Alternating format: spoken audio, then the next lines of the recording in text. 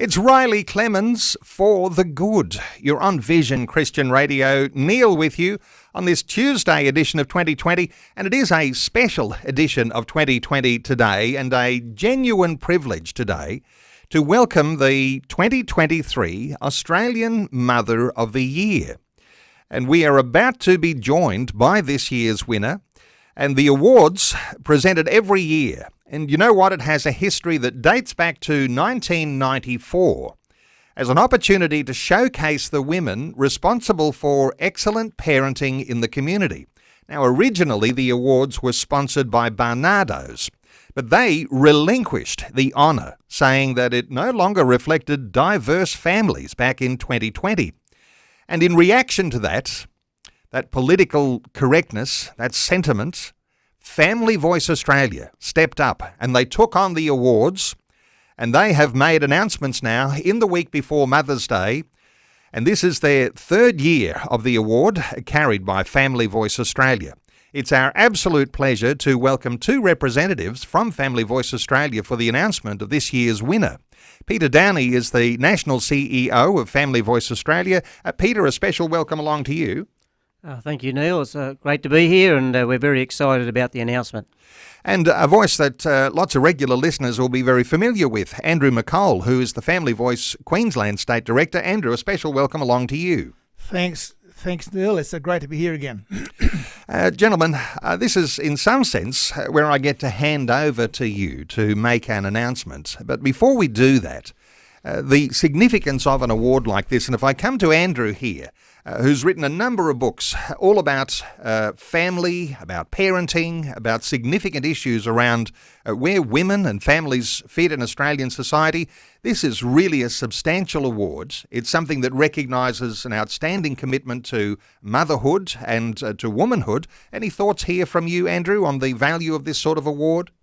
Well, it certainly is good to be able to congratulate somebody who's taken steps to be a mother in the first place, which all of us have a mother, or we had a mother, and because it's always good to recognise those ladies who take on the role of motherhood and raising children, and the getting up in the night to help a sick child, and all of the matters that fathers and mothers deal with, but mothers in particular. And so because we've got a lady who we're going to be talking to in a few moments, who's done a lot of this and cared for not just her own children but some foster children as well, and has been happy to accept the traditional role of a wife and mother, be involved very much in the raising of children and the education of children. We are just thrilled to be part of this process of awarding our 2023 Mother of the Year. Well, Peter Downey, you're the National CEO of Family Voice Australia, and I know that it was a significant undertaking to get into and behind this award, and I know you see the value. It's like a treasure having the privilege of being able to announce this. So I want to hand over to you. You might like to say a few words and then make an announcement for us. Thank you, Neil. Yes, it is certainly a privilege to be able to be involved in this award. We want to honour mothers. They do a fantastic job for the family and society and the church. Really, what they do is, it's hard to put into words, but it's just amazing. Like, we've all experienced the love of a mother, and there's nothing on earth like it. And so, we want to be involved in this, and we're very pleased to be involved in it. And if you're happy now, I'll give the information that we had a lot of very good nominations, and we'd like to thank all those who put in the nominations. So it was a very strong field, but nevertheless we've made a choice, and the choice is Kiralee Smith. Kiralee Smith, a name known to our listenership. And that, again, is an enormous privilege that Kiralee has been named the Australian Mother of the Year. It so happens that Kiralee is joining us. Kiralee, welcome along. Thank you so much. I'm quite overwhelmed. Thank you. Hey, this, Kiralee, is your opportunity for an acceptance speech. I don't know whether you've got a whole lot of good things prepared, but how are you feeling? Well, I am feeling overwhelmed and amazed and humbled, and it's just incredible. So thank you so much for the acknowledgement and the recognition. I think, you, Neil, and others who know me, I just do what I do because I feel called by God to do it, and I have the love and support of an amazing family. And it is incredible to be recognised in this way, and I'm deeply humbled. I'm so thankful to my mother, who raised me with such energy and love and acceptance and belief in me. She died, unfortunately, 25 years ago, but her legacy and spirit remains very strong. For me, and I'm surrounded by the most amazing women every day of my life in my community, and I just couldn't. I'm not who I wouldn't be who I am without them, and I feel like there are so many other far more worthy women than I am to accept this award, but I do humbly accept it and say thank you very much for that honour. Kiralee, I wonder if you can just let us into your motherhood here for a few moments, because you're a foster parent, you and your husband Greg, 3 children, you homeschooled your children. Take us into a little detail here into the responsibility you've taken on your shoulders to raise your family. Well, there is no greater role than being a wife or a mother. I love it. It is what gets me out of bed in the morning. It energizes me in every single way. My husband and I, we fostered 5 children in total. We had 2 very young children, 3 and 1, for about a year or so before we had our own children. And then we took on 2 twin 4-year-old boys and their 3-year-old sister. It was very ironic. We didn't know that we were going to be able to have children. We'd lost one child through miscarriage. It was 4 years into our journey of trying to fall pregnant, and we took on these foster children, and we picked them up on the Saturday. Found out I was pregnant with my son on the Tuesday. So, and you hear that story a lot, actually. But we went on to have 2 more daughters as well, and all 6 of those children are very close, and we just adore each one of them so much. And it's been such an utter privilege to be involved in our foster children's lives and in our own children's lives. So our 3 foster children are now adults. The twin boys both got married to the most wonderful women last year, and our foster daughter is getting married this year. So we're very involved in that process, and my biological children, they all call each other siblings and brother and sister, and they just adore one another. So it's been magnificent. And the homeschooling journey has just, I'm so thankful for that. It's been tremendous in every single way. So I could talk about that for the next hour. That's up to you if you want me to or not. We might even get into some of that. But, hey, you're fostering, the homeschooling aspect. There's another dimension that clearly has made you an outstanding candidate for this year's award, and that is your fearless advocacy for women and for girls and for families.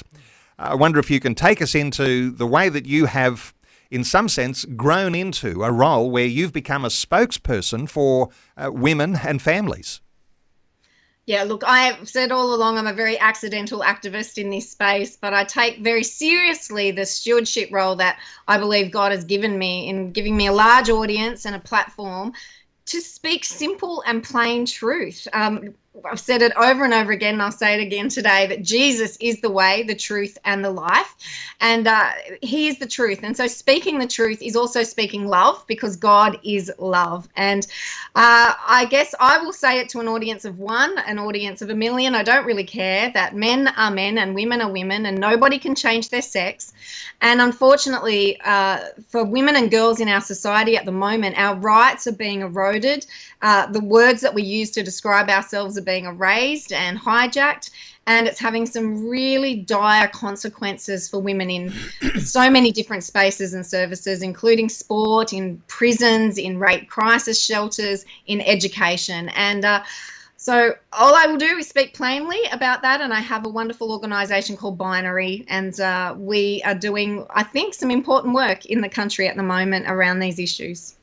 And you're not just a gentle spokesperson for women and for families. You're fearless, as I said, to the point, Kiralee, where there are some challenges that are coming against you, even some forces that are trying to silence you and quieten down your advocacy for women and children.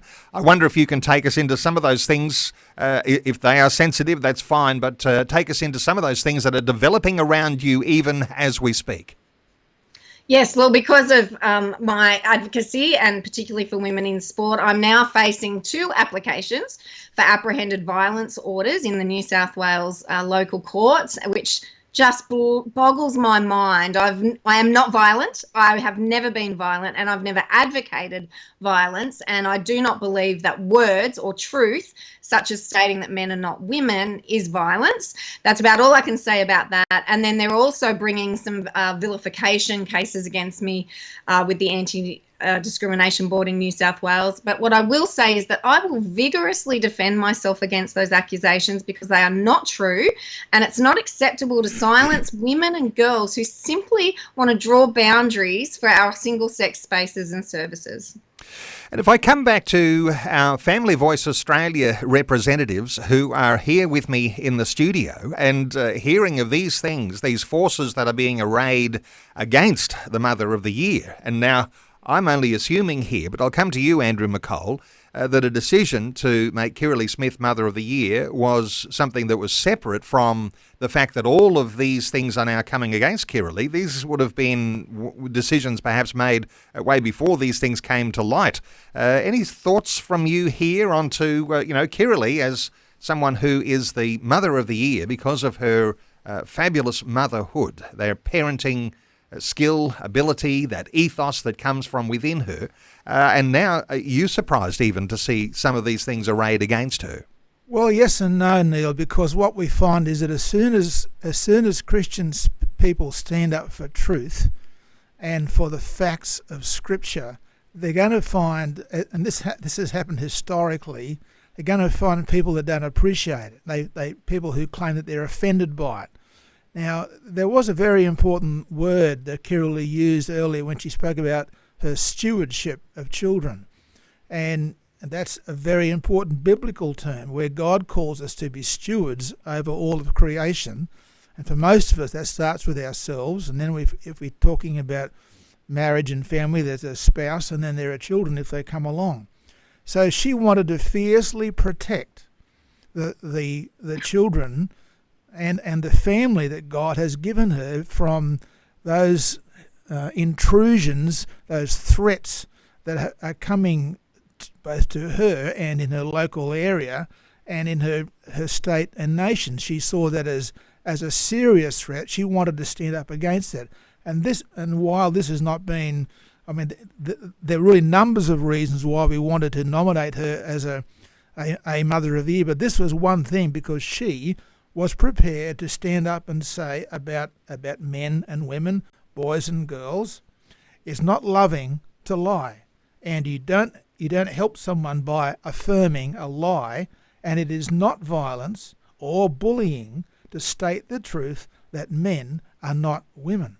And that outspoken and bold stand has led to a male opponent having her placed under an AVO, even though she lives hundreds of kilometres away, has never met this person, and has neither contemplated or threatened violence against him. So we realise that these are the things that are confronting Christians today in our society, and it is incumbent upon us as Christians faithful to God to stand up and be counted and speak the truth in love in all of these situations. And Peter Downey, the National CEO of Family Voice Australia, did you realise that just a few years ago, when the opportunity presented itself for Family Voice to take over from Barnardo's and to sponsor the Mother of the Year Awards, that you might be in for a battle time, a battle around those that you would have nominated and announced as Mother of the Year, a battle even, no doubt there'll be some concerns that people will have about Family Voice and the way you stand so strongly for motherhood and for women.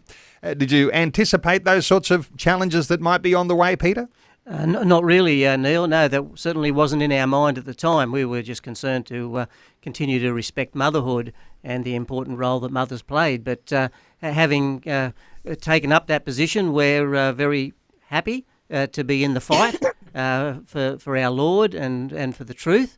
And so we're very keen to stand with Kirralie and others who may be confronted with this lawfare that is brought against Christians when they try to speak the truth in the public square.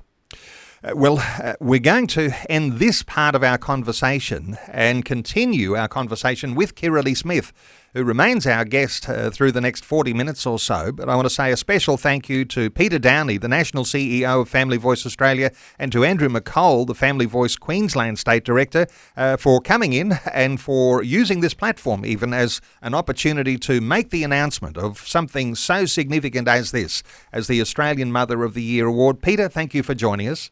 Thank you very much, Neil. We really appreciate you helping us. And Andrew, thank you for coming in today and sharing your wisdom around Mother of the Year as well. Thank you very much, Neil. And we're back with Kirralie in just a few moments.